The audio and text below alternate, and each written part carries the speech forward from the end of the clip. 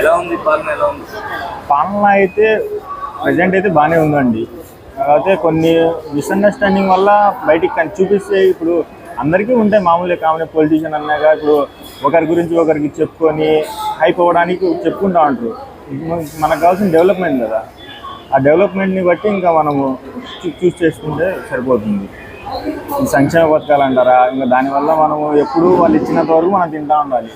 ఇది మనకి ఏదైనా డెవలప్మెంట్ ఏంటనుకో మనకనేది సొంతంగా మన కాళ్ళ మీద మనం నిలబడేదానికి ఆపర్చునిటీ ఉంటుంది. వాళ్ళ మీద డిపెండ్ అవ్వాల్సిన అవసరం ఉండదు.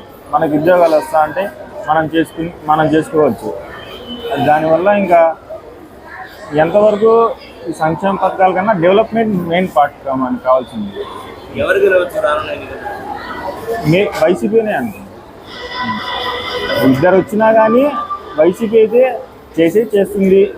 అవి చాలు. ఇంతకుముందు